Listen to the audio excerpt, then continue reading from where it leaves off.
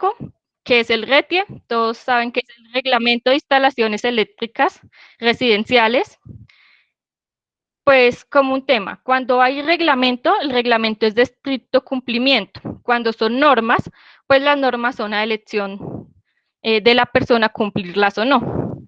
Entonces, ¿cuál es el objetivo principal del RETIE? Pues establecer medidas que garanticen la seguridad de las personas, de la vida, tanto animal como vegetal, y evitar o eliminar pues cualquier riesgo de origen eléctrico.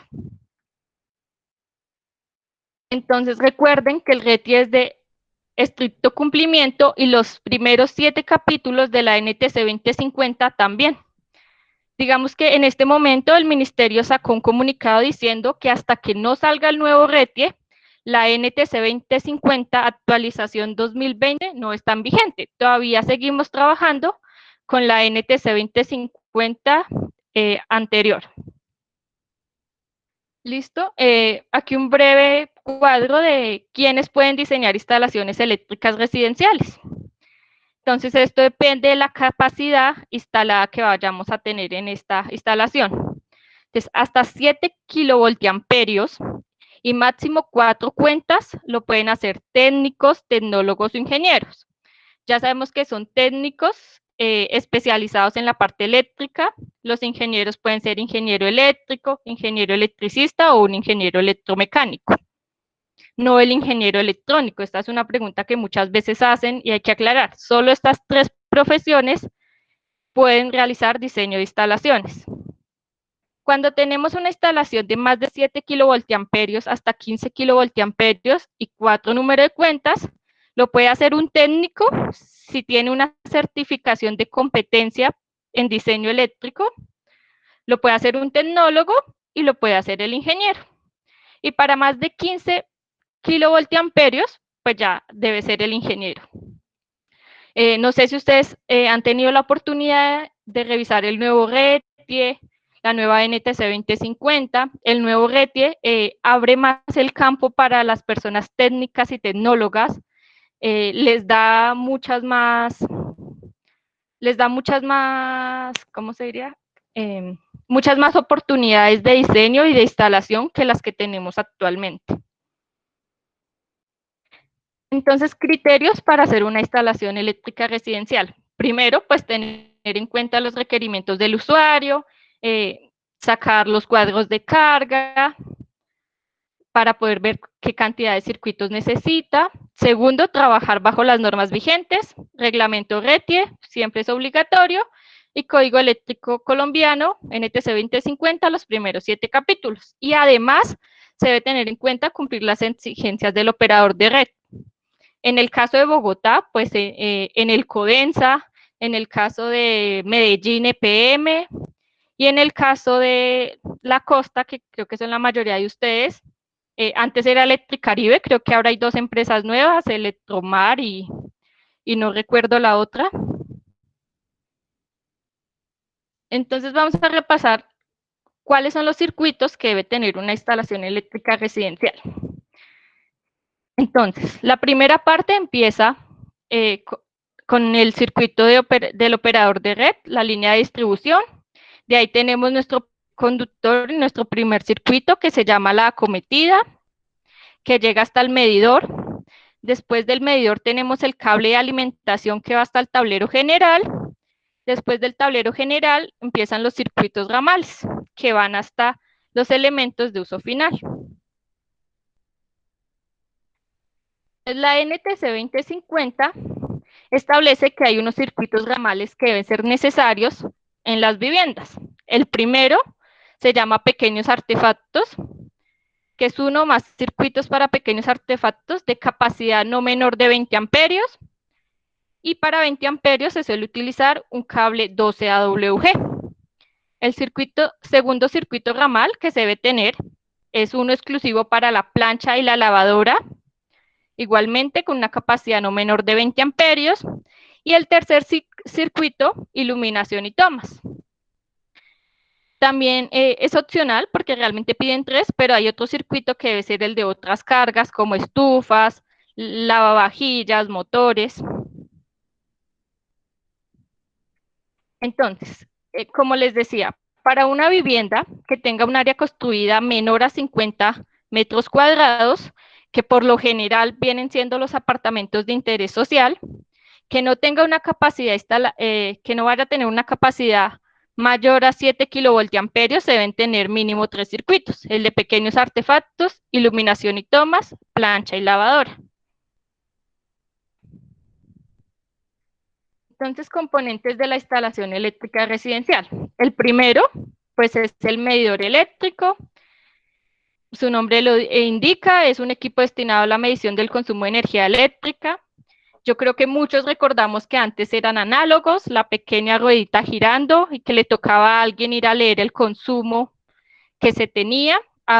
Actualmente pues son digitales. Y hay diferentes tipos de medidores dependiendo la instalación. Entonces tenemos medidores monofásicos, una sola fase, medidor bifásico, 2 fases, medidor trifásico, 3 fases. Entonces, en las instalaciones monofásicas, pues para instalar un medidor monofásico habitualmente pues se utiliza en viviendas. El medidor bifásico pues no es tan utilizado y el medidor trifásico es utilizado principalmente en instalaciones de comercio o industrias. La elección del medidor pues depende del consumo de energía que vaya a tener la vivienda o el establecimiento. Después del medidor vienen los tableros eléctricos. Pues un tablero eléctrico simplemente es un encerramiento metálico o no metálico donde se alojan todos los elementos, donde se alojan parte de los elementos de la instalación eléctrica. Ahí se alojan los interruptores, llegan los cables, y tenemos el tema de las canalizaciones. Entonces, hay diferentes tipos de canalizaciones para el tema de viviendas. La más utilizada, pues, son los tubos de PVC, que son conocidos como tuberías no metálicas livianas tipo A. Y aquí yo les tengo una pregunta para el que quiera responder. ¿Las instalaciones en PVC pueden estar expuestas a la vista?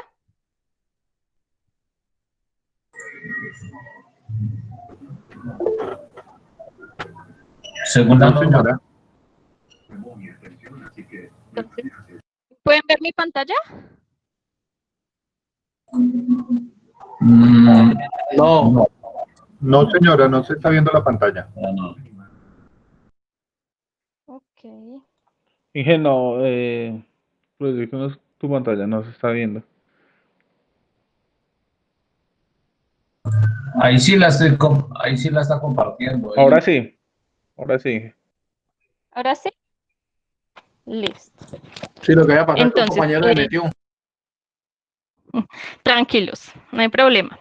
Entonces, en el tema de canalizaciones, pues hay que tener en cuenta que el RETIE dice que no se deben instalar tuberías no metálicas livianas tipo A, que es el famoso PVC, expuestas en cielos falsos o expuestas a la vista. Digamos que en cielos falsos, pues se puede instalar una tubería especial. Y ahora les tengo otra pregunta. Ustedes todos han instalado en bandejas portacables. ¿Las bandejas portacables se pueden utilizar en instalaciones residenciales?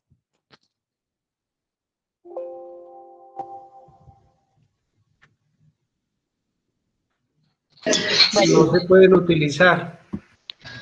La respuesta es no. En las bandejas, en el numeral 20.3, literal H del RETIE, nos dice que para instalaciones residenciales no podemos utilizar bandejas portacables. Entonces, ¿qué canalizaciones se pueden utilizar en instalaciones residenciales? Las que ven enumeradas en la pantalla. Conductores de metal rígido, conductores rígidos no metálicos, conductores metálicos intermedios, tuberías eléctricas metálicas, tuberías eléctricas no metálicas, pero pues lo más utilizado son las tuberías de PVC.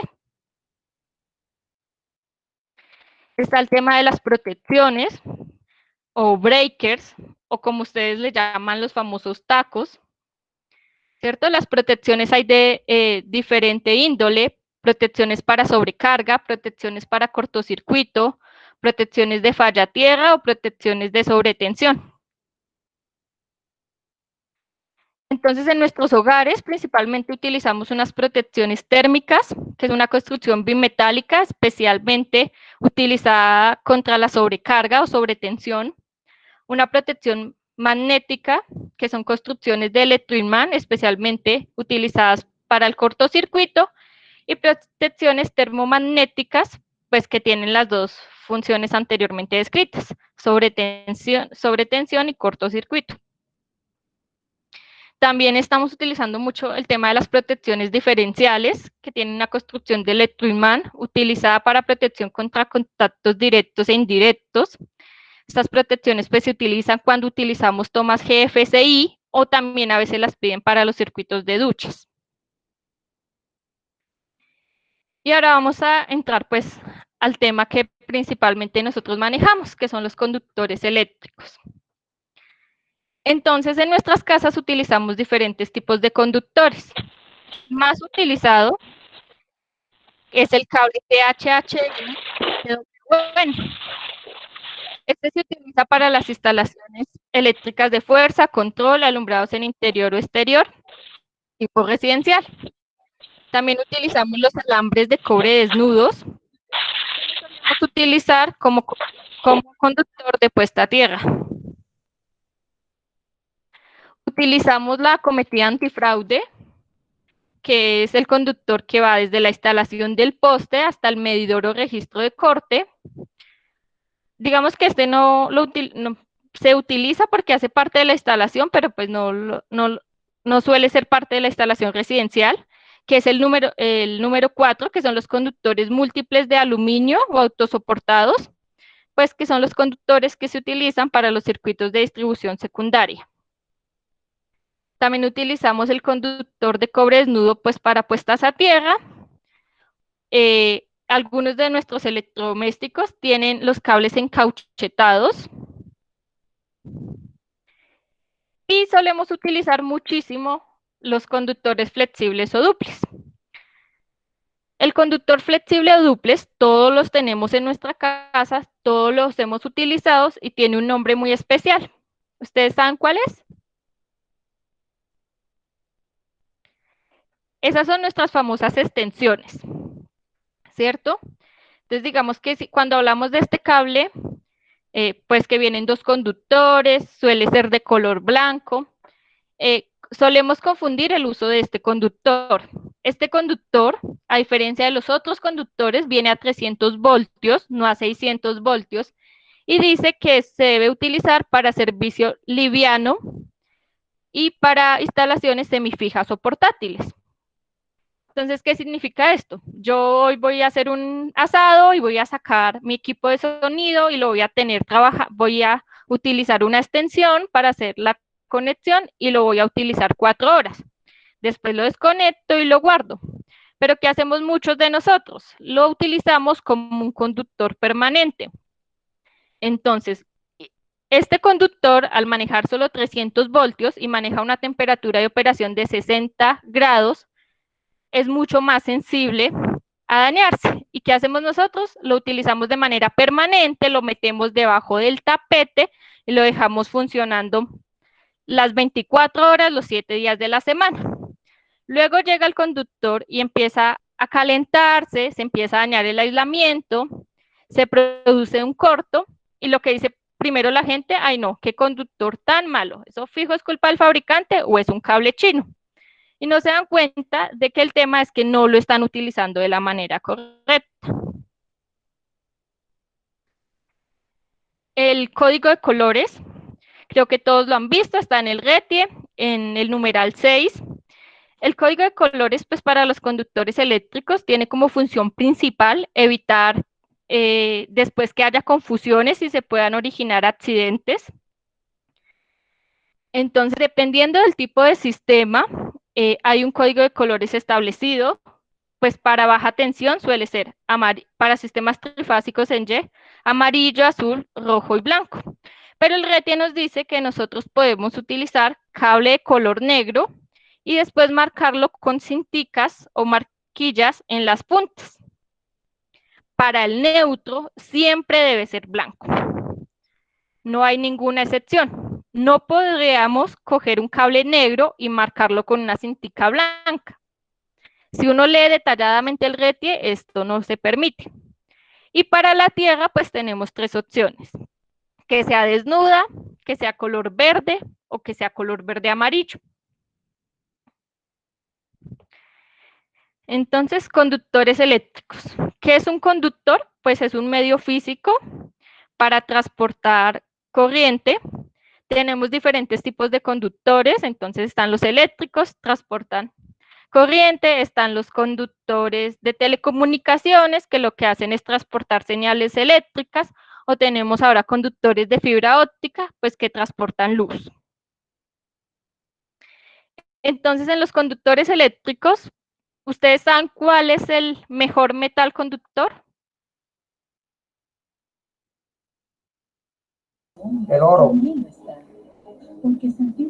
El oro. El oro, ¿cuál más?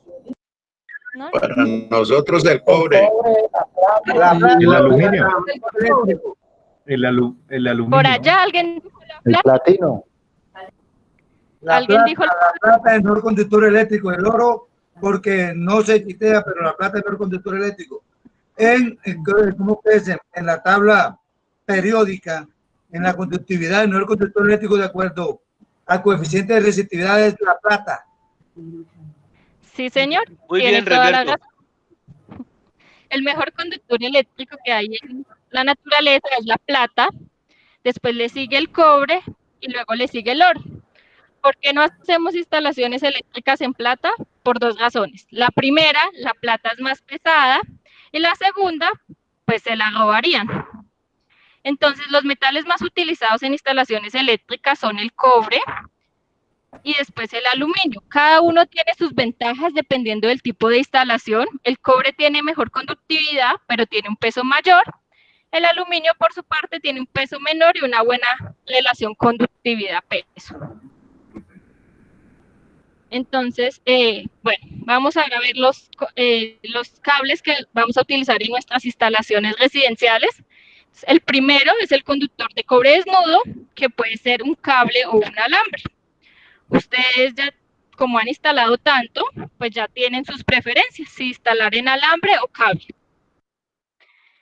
Entonces, pues es un conductor de cobre con una pureza de 99.95%, una conductividad de 100%, y se utiliza principalmente para la construcción de sistemas de puesta a tierra, como varilla, como electrodo, como conductor de electrodo o como puesta a tierra de equipos. Ahorita ya vamos a ver la diferencia de cada uno. Después tenemos el famoso alambre THHN, THWN-2CT. Entonces, este viene construido por un alambre o una cuerda de cobre, después tiene un aislamiento en PVC y finalmente tiene una chaqueta en nylon, que le permite tener una mejor resistencia mecánica. Entonces, ¿qué características tiene este cable? Tiene una máxima tensión de operación de 600 voltios, una temperatura de operación de 90 grados Celsius, se puede utilizar en lugares secos, húmedos y mojados, entendiendo que mojado no es sumergido en agua. Y lo tenemos disponibles desde el calibre 14 hasta el calibre 10 en alambre. En cable tenemos desde el calibre 14 pues hasta el 1000 kc. Este cable tiene la característica de que es retardante a la llama desde el calibre 12 en adelante, ST, así como lo exige el RETIE. Puede ser instalado en ductos, tuberías, cárcamos. Después tenemos el cable THHN, las mismas características del alambre, tensión máxima de operación 600 voltios, temperatura 90 grados Celsius, retardante a la llama, también es resistente a los elementos químicos y a los aceites.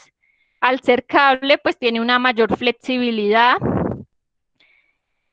En el cable podemos ver que puede ser de cobre o puede ser de aluminio serie 8000. En cobre manejamos desde el calibre 14 en adelante y en aluminio manejamos desde el calibre 6 en adelante. Nuestros cables tienen una tecnología extradeslizante llamada XD, que permite que ustedes tengan una instalación mucho más fácil del cable. Esta tecnología está disponible para los cables THHN en calibres del 8 al 2 AWG.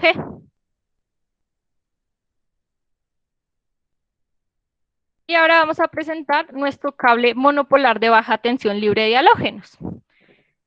Nuestra marca se llama cable Excelen BW. Y vamos a recordar qué son los halógenos. Entonces, los halógenos son los elementos de la tabla periódica del grupo 7, el cloro, el bromo, el yodo, que en el momento de una conflagración o incendio generan humos tóxicos, densos, que no le permiten a la persona ni respirar ni ver bien. Entonces el RETI establece que en lugares de alta concentración de personas, que es un lugar de alta concentración de personas, un sitio en el que en un momento se puedan encontrar 50 personas o más. Colegios, supermercados, bibliotecas, cines. En nuestro caso, que estamos hablando de la parte residencial, los salones comunales, nos piden que debemos instalar cables libres de halógenos. Entonces, una pregunta que nos suelen hacer, ¿el cable libre de halógenos se puede instalar en las casas? La respuesta es sí. Digamos que este cable tiene muchas más ventajas sobre el cable tradicional en PVC, pero pues no es obligatorio instalar libre de halógenos. Tenemos otro cable que también se sale del tema residencial, que es el cable Excelen XHHW y HC. Este es un cable para instalaciones hospitalarias críticas, como lo son los quirófanos, salas de cirugía, salas de neonatología, cuidados especiales. Este es un cable que está compuesto por un conductor de cobre, un aislamiento en XLP, que es libre de halógenos y es especialmente diseñado para estas instalaciones porque cumple los requisitos de la NTC 2050 517-160, que tenga una constante dieléctrica menor de 3 y que tenga una resistencia de aislamiento mayor de 3.048 megaohmios metros. ¿Por qué esto? Porque en estos lugares se debe tener mucho cuidado con las corrientes de fuga. Todos sabemos que no se necesita 1 amperio para matar a una persona. Con 500 miliamperios o menos se puede matar a una persona. Entonces, se pide que para el ramal crítico que va después del transformador, se utilice estos tipos de cables. Este cable, Thermoflex o Thermoflex multipropósito, es el nombre de nuestra marca, pero todos ustedes lo suelen conocer como el cable encauchetado y pues es nuestro cable todero. Entonces este cable sirve para la mayoría de aplicaciones, sirve para utilizarlos para trabajo pesado, equipos de soldadura, taladros, sirve para utilizarlo como cables de fuerza, de control, en instalaciones residenciales, se puede instalar de manera al interior o al exterior, en ductos, canalizaciones, bandejas portacable. Está constituido por una cuerda de cobre flexible. Hay unos cables especiales que se tienen que son mucho más maleables, que es cuando el conductor está compuesto por muchos hilitos, lo que hace pues que el cable sea más fácil de doblar. Un aislamiento en PVC, una chaqueta en nylon, y finalmente tenemos otra chaqueta en PVC. Estos cables se pueden instalar al aire libre, incluso los podemos recomendar para instalarlos en el agua a no más de 5 metros y los cables van a funcionar perfectamente. Tienen una tensión de operación de 600 voltios, 90 grados Celsius, resistentes a la llama, a la luz solar. Después tenemos nuestra acometida o antifraude, que también se llaman cables TC. Entonces, como sabemos, esta es la acometida que viene desde el circuito de distribución, pues hasta nuestro medidor. Estas acometidas existen en cobre o en aluminio. hay planas y redondas. Entonces tienen una cuerda de cobre, un aislamiento en PVC, después tienen el neutro concéntrico alrededor y finalmente tienen una chaqueta en PVC o en polietileno.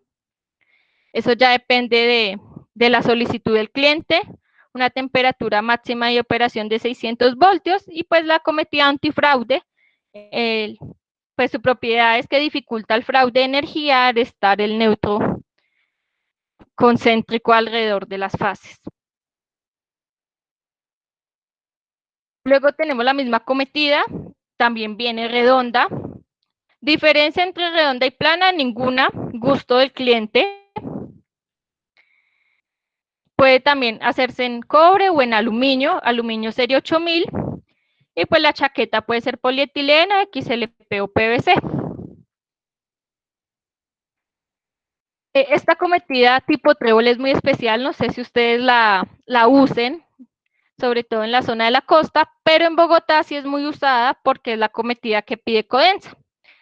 Esta cometida pues no tiene ya el neutro concéntrico, solo vienen las 3 fases y el conductor del neutro cableados. La suelen pedir en color amarillo, azul, rojo y pues el neutro en blanco. Tiene una temperatura de operación 600 voltios y una tensión de operación, y una temperatura de operación de 75 grados. Capacidad de corriente. Entonces, cuando nosotros estamos diseñando una instalación eléctrica residencial, normalmente utilizamos los valores de la tabla 31016 de la NTC 2050, donde nos indican unos valores dependiendo del tipo de material y dependiendo de la temperatura del conductor. Entonces, la NTC 2050 también tiene en su artículo 110.14 que se debe hacer una coordinación de temperatura máxima de operación entre los conductores y los demás dispositivos del circuito. Es por eso que cuando nosotros vamos a utilizar un cable calibre 14 AWG, nuestra protección debe ser de 15 amperios y vamos a hacer nuestras cuentas asumiendo que por el cable 14 va a circular 15 amperios. Para un cable 12 AWG, vamos a asumir que pasan 20 amperios y la protección debe ser de 20 amperios. Y para un cable 10 AWG, 30 amperios.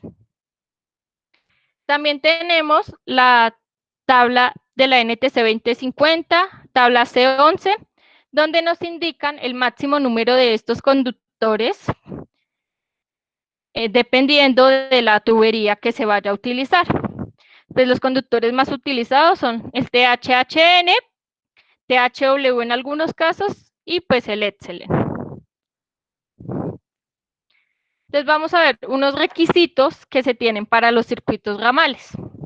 Entonces, si nuestro circuito ramal va a conducir una corriente de 15 amperios, el calibre mínimo que debe tener el conductor de fase y el neutro debe ser un calibre 14.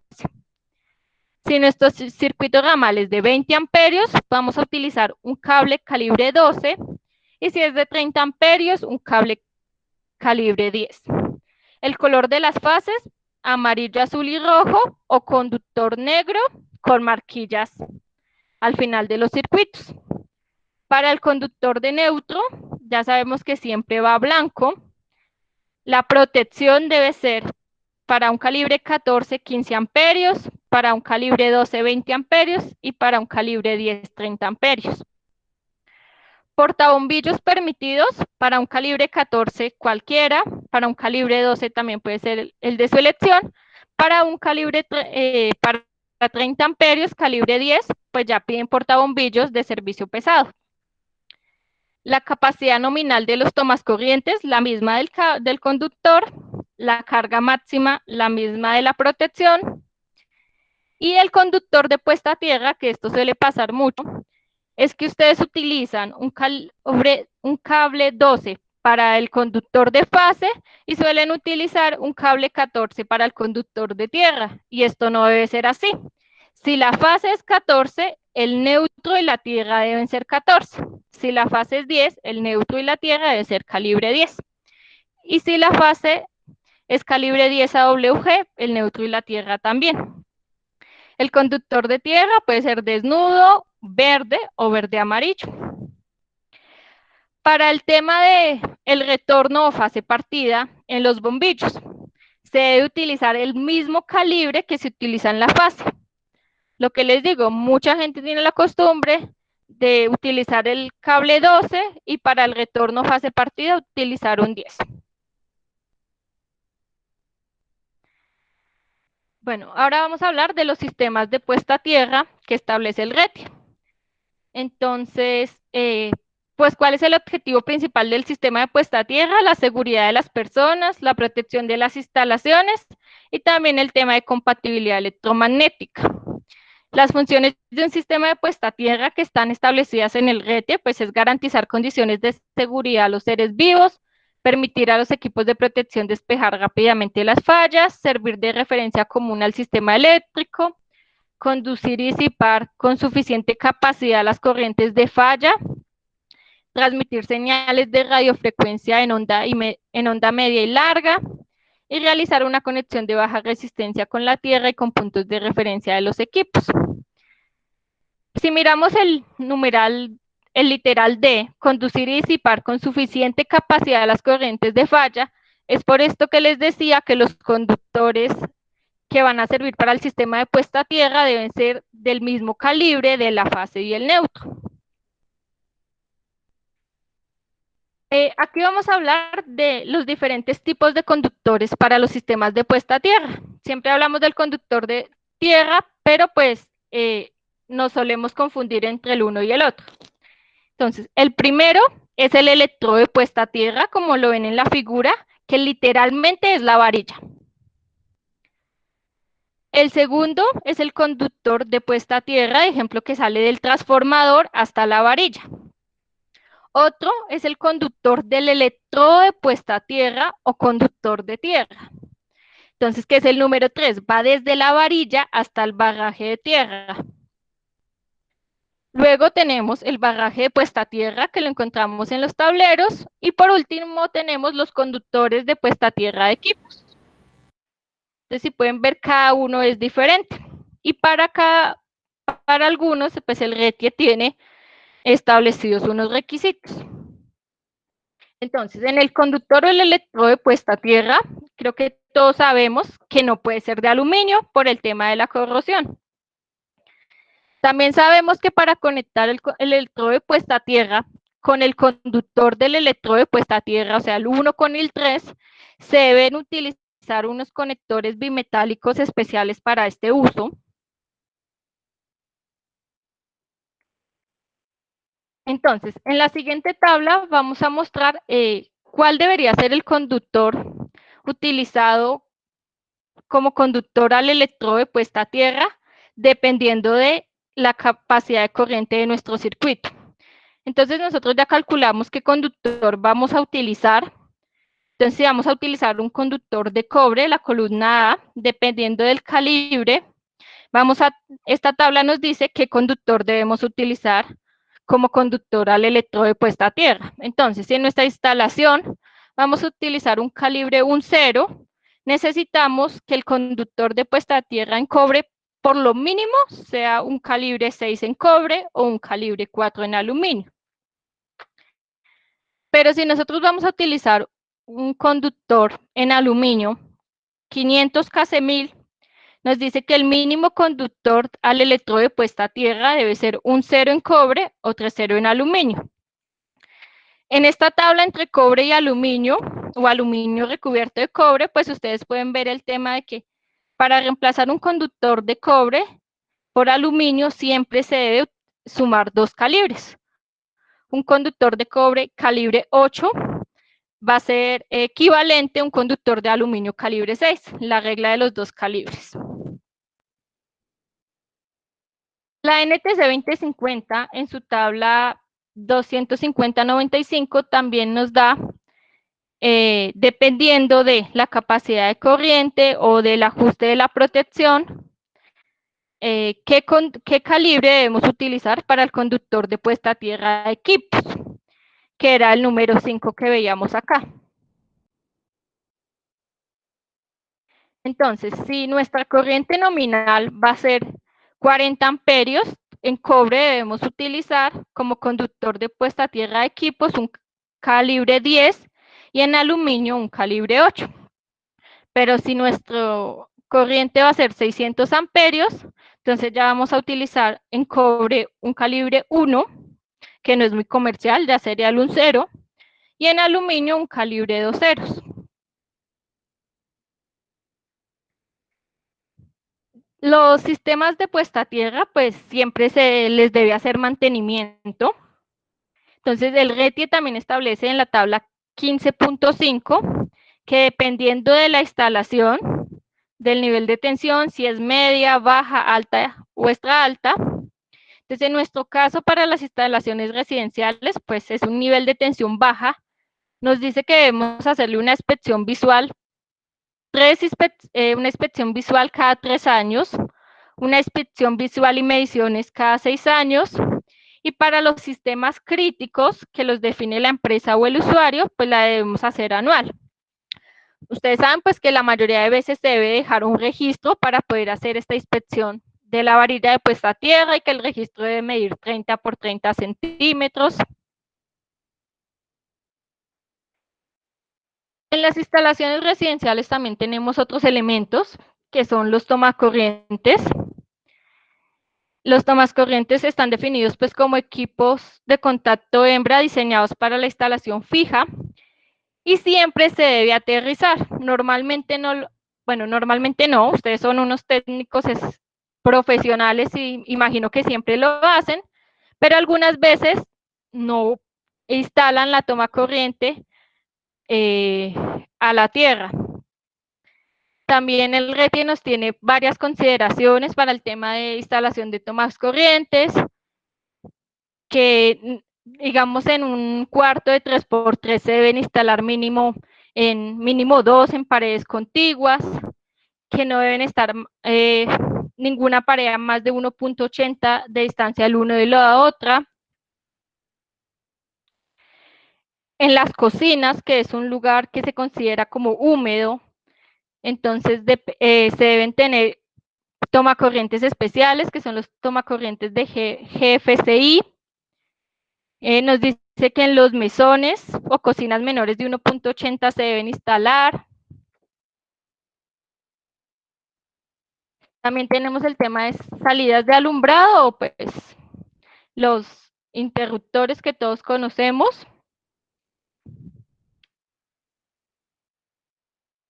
Y tenemos el tema de circuitos normales para duchas. Digamos que la ducha o antiguamente siempre presentan algunos problemas. ¿Qué pasa? Que la mayoría de la gente que no es experta y no conoce el tema, lo que hace al instalar una ducha es colgarse de la instalación del bombillo o de una toma cercana que tenga.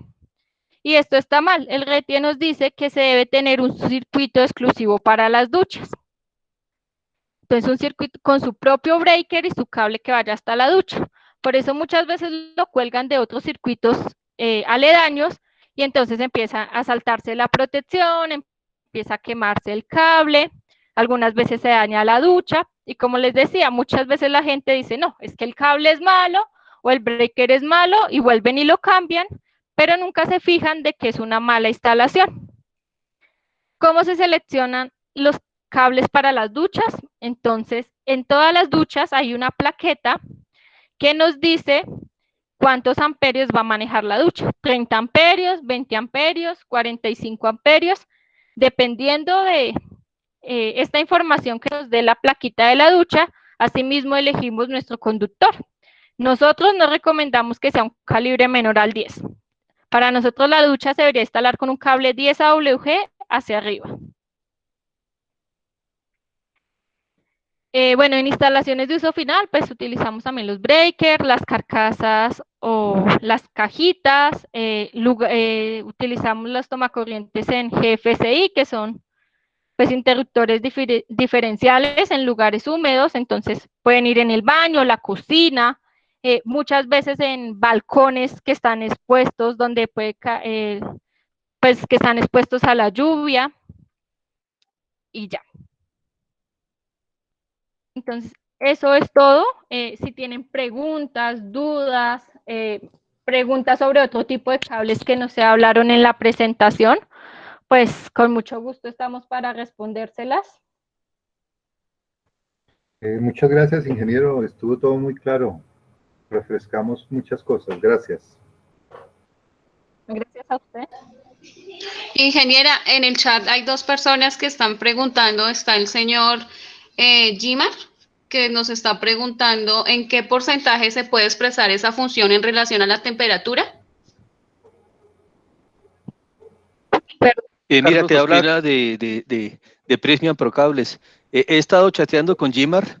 Esta pregunta es muy interesante, pero es muy profunda, porque él nos está preguntando que los intersticios de los cables, ¿qué función cumplen? Si cumplen una función de térmica, si cumplen una función, pues ya hablamos un poquito en la parte, en el chat. Quedó abierta la pregunta porque es un tema bien interesante. Hemos hecho pruebas en nuestros laboratorios. Lo que hemos encontrado es que los cables 7 hilos, por ejemplo, un calibre 12, 7 hilos, tiene mejor comportamiento térmico en sobrecarga que un alambre 12. Eso lo podemos evidenciar, eso lo invitamos a nuestros laboratorios, al ingeniero Fabio Casas y al ingeniero David Aponte hace algún tiempito. Vimos cómo en una sobrecarga el cable 7 hilos se comporta mejor que el alambre. Entonces, por ahora les podemos mencionar esto. Haremos pruebas y análisis complementarios en nuestros laboratorios. Lo que le mencionaba a Gimar es que esos intersticios cumplen una función primaria geométrica. Entonces ahí queda un plástico metido y térmicamente no ayuda mucho. Eléctricamente tampoco cumple una función porque eléctricamente el espesor del aislamiento este es el que queda entre el hilo y la parte externa. No sé si me pueden entender, pero es un tema muy interesante. Agradecemos la pregunta y la tendremos en cuenta para próximas conferencias. Muchas gracias, Gimar, por tu pregunta. Ingeniero, perdón, otra preguntita con respecto al cable y al conductor sólido. Se sobreentiende, ¿no?, que el cable es mejor conductor por su ampacidad que un conductor sólido por muchas razones, teniendo en cuenta que la corriente circula efecto piel. Es mejor conductor y aparte de eso la maleabilidad, y eso le resta el recalentamiento al conductor. Es importante que también aclaren esto, ingeniero. Gracias. Roberto, gracias por tu pregunta. Es bien interesante, se ha debatido mucho. Igual en nuestros laboratorios hemos hecho análisis y hemos hecho simulaciones de la frecuencia. Lo que tú dices es muy cierto a altas frecuencias. Entonces, a altas frecuencias, y para nosotros los ingenieros, los técnicos electricistas, altas frecuencias son de más de 100 Hz, en lo que llamamos frecuencias industriales. Pero para 60 Hz y para los diámetros que manejamos en los cables, el efecto piel no es muy significativo. Entonces, desde el punto de vista técnico y de ampacidad o capacidad de corriente, tanto las normas como el RETIE indican que la capacidad de corriente de un alambre o de un cable, llamémoslo un alambre 12 o un cable 12, la capacidad de corriente es la misma. Lo que hemos visto nosotros y que les recomendamos es la flexibilidad del 7 hilos para instalación, es una maravilla, pero por capacidad de corriente no es mejor el cable, son equivalentes el cable y el alambre. Es lo que hemos analizado en teoría y en nuestros laboratorios. Ingeniero, el señor Edgar González también está preguntando, dice que quisiera saber más sobre el cable para instalaciones críticas hospitalarias.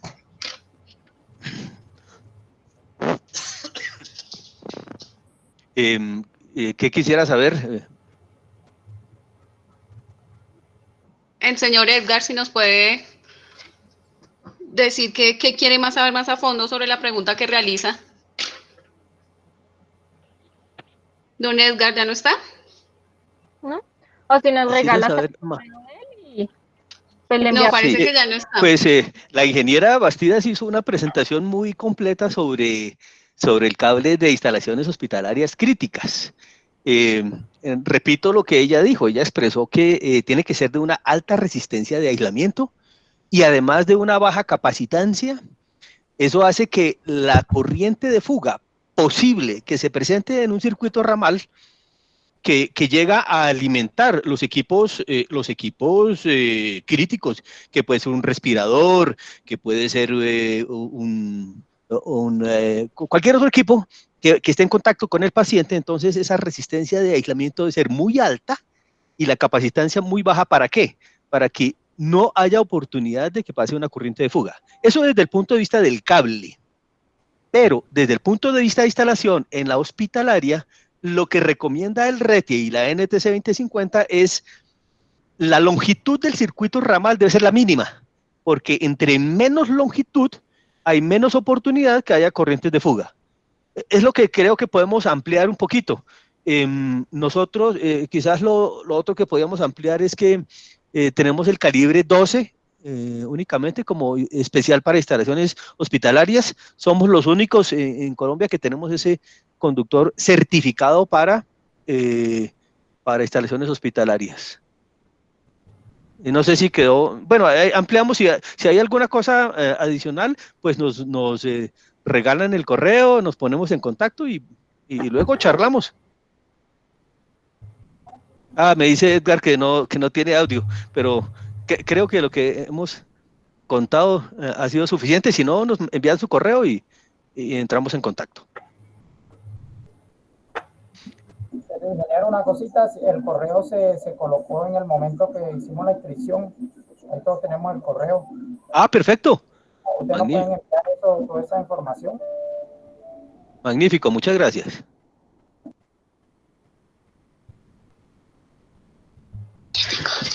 Ingeniero Carlos, muchas gracias. No sé si alguno tenga otra pregunta más acerca de la capacitación.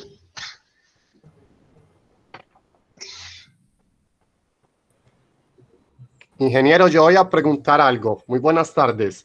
Los cables termoflex, el 4x14, 4x18, 2x18, ¿los puedo instalar a una temperatura de menos 20 grados en una zona de congelación? Hasta menos 25 los podemos instalar. Ingeniero, muchas gracias. Existen dos niveles de temperaturas por abajo. El nivel de temperatura estándar de nosotros es menos 25.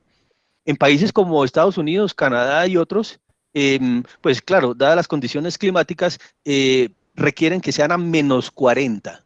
Pero nuestras condiciones en Colombia, a menos 40, no se dan mucho.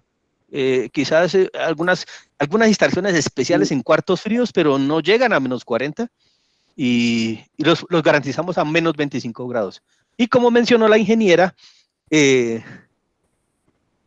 Ángela Bastidas, para la cual les pido a todos ustedes, señores participantes, un aplauso virtual. Fue en realidad una excelente presentación. Podemos instalarlos sumergidos en el agua hasta 5 metros. El cable soporta 5 metros. Solo que hay que tener la consideración de que el cable no quede, que no quede moviéndose, porque si se mueve se puede dañar la chaqueta. Entonces, sí, los garantizamos sumergidos, pero que no se queden moviendo. Y damos el certificado a esto. El certificado para la instalación sumergida no está en ninguna norma, es nuestra experiencia lo que nos ha permitido garantizar esto. No, ingeniero, para que los podemos instalar a menos 25 grados. Sí, podemos dar, hay una prueba que cumplimos, entonces podemos darles el certificado de que, el certificado que pasamos que lo garantizamos a menos 25 grados. Ok, ingeniero, muchas gracias. Ingeniero, tengo una pregunta, por favor.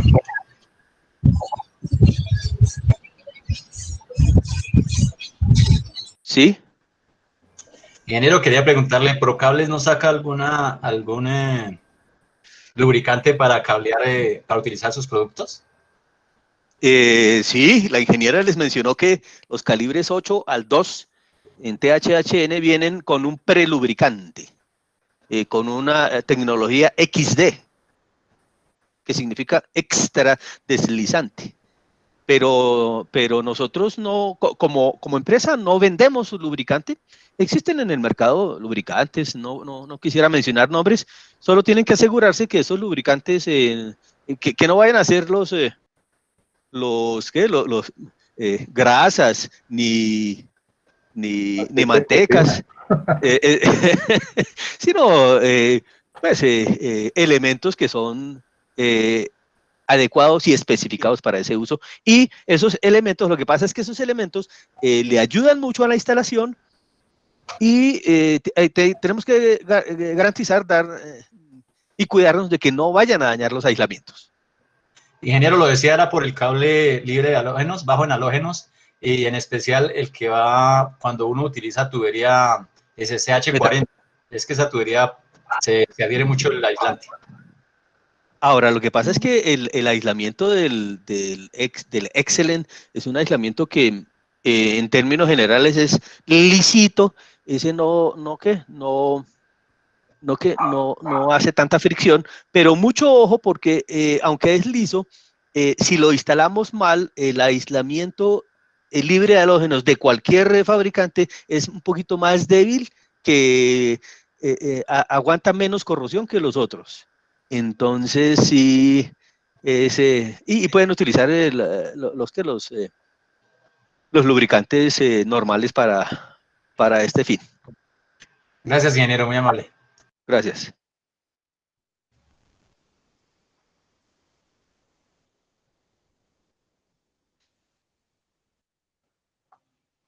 Bueno, entonces, si no hay más preguntas, yo dejo la voz en la ingeniera Bastidas para que nos finalice.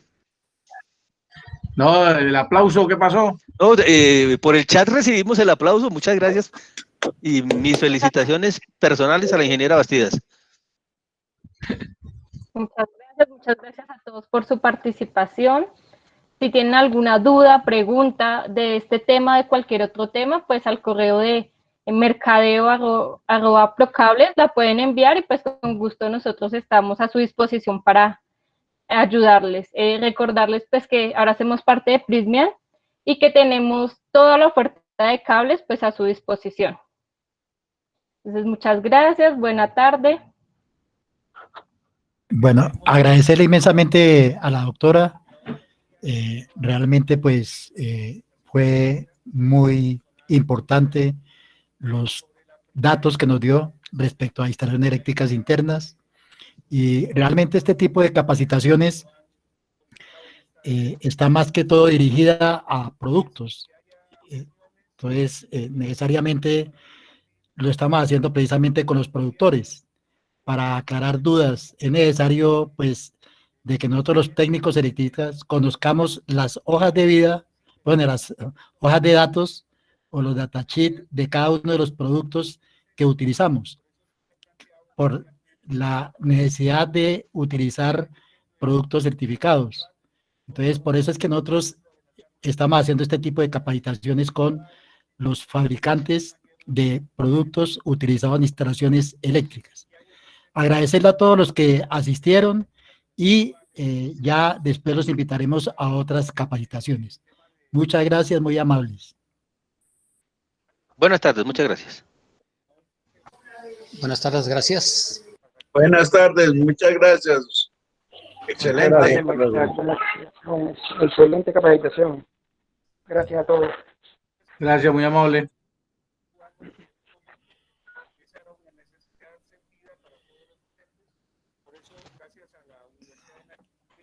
Muchas gracias.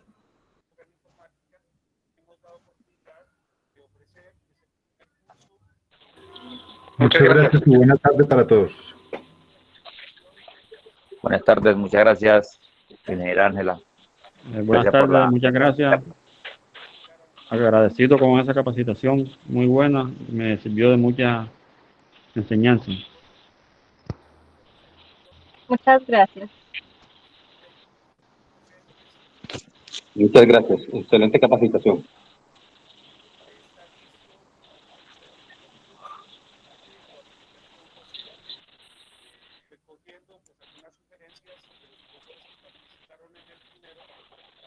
Para mejorar